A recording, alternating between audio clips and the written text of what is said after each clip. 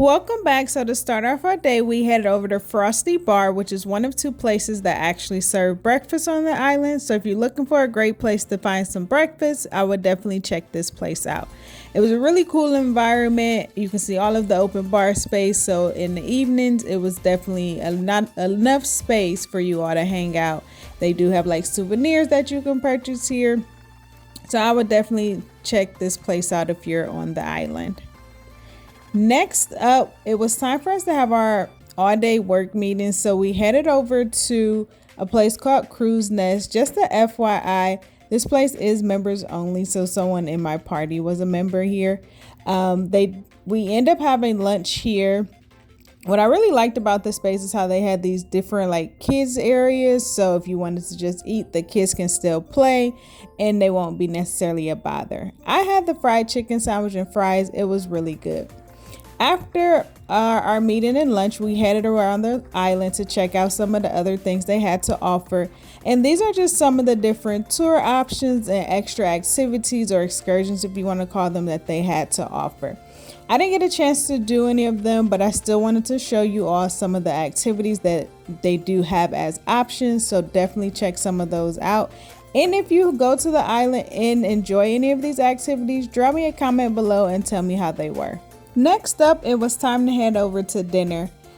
We had dinner over at the Boardwalk. What I really loved about the Boardwalk is they had so many different food options for you to choose from, all in the same area. They also had different levels to the Boardwalk, where it was kind of either a nice casual dining, which is kind of here on this first level, or more of a kind of a dressy up feel would be on the second level.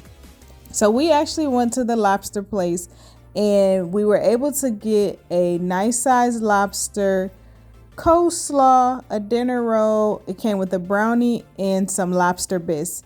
Now, this was my first time trying lobster bisque, and I must say it was really good. I am on my grown lady trying new food, you all, because I am not the most adventurous eater. So doing this stuff has been amazing this summer. To finish off the night, we headed over to Mojito Bay. They had this really cool little bar. They had cigars if that was something you were into. The ground was sand. It was all sand in here, so that was really cool. And then they have these nice little swings at the bar, so you can kind of just enjoy the music. The band was playing up there later in the evening, and then they had really great drinks. So we ended off our night here, and I would definitely recommend this place if you're looking for somewhere to hang out.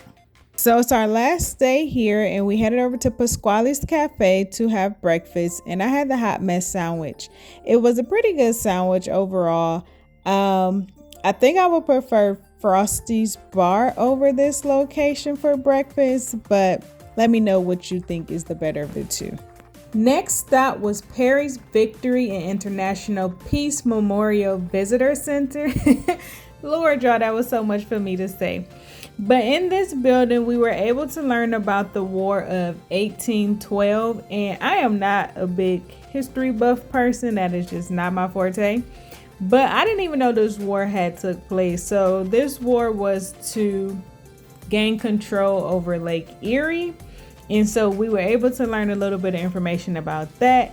And they also had a 15-minute movie that you can kind of watch, and it showed like small recreations of what the war looked like back then, and then they gave you some more information. I really liked how they laid out the battle. So they gave you the timeline of how the war kind of happened, and they also showed you the ships that you all seen in the last shot or whatever. So I thought this was really neat because, like I said, I had no idea this war even took place. So you guys can kind of just check this out for a second.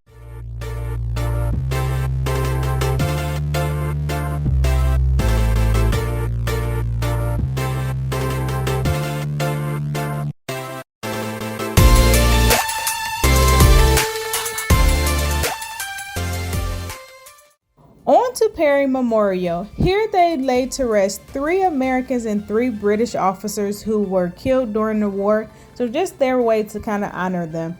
This was a nice building to visit. And it was about 30 steps to the top to get you to the elevators, and then the elevators would take you the rest of the way. There are about an additional 200 steps here. However, they closed in 1931 due to upgrades made to the elevators, and they no longer wanted customers to take the steps for safety reasons.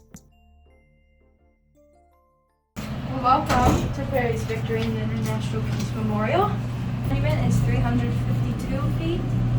So we are the tallest open-air observation deck in the Park Service, third tallest monument. So the open-air observation deck means there's nothing directly above you or right in front of you except for the sky and the wind. So if you have any glasses, hats, stuff like that on your head, you might want to hold on to them or just keep an eye on it. So it does. What's the tallest? Is it Washington? St. Louis Arch, I think. Oh, is that St. Louis? Okay, all right. So yeah, because there's nothing, directly out in front of you or above you, it does provide a really beautiful view, especially today. But it does bring along a couple safety concerns. So don't run it around.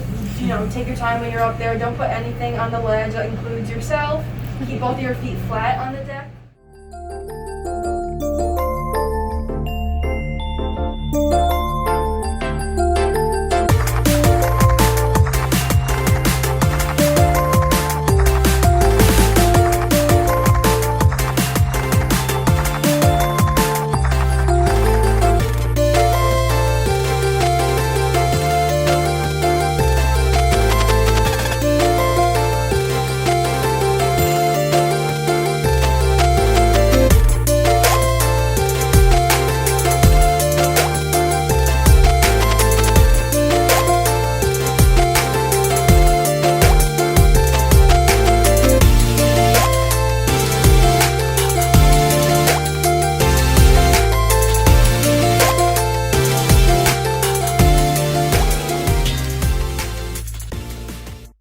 I hope you all enjoyed the Perry Memorial as much as I did.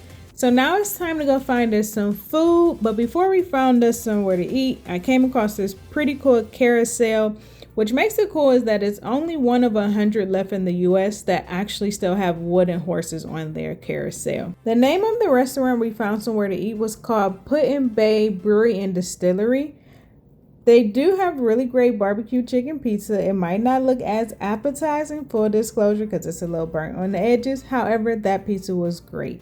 So to finish off my night, I was able to catch this amazing sunset before heading back to Cleveland. I definitely thank you all for watching my video. I hope you enjoyed it. Don't forget to like, share, and subscribe. And until next time, gorgeous people, go out there, make memories that will last a lifetime.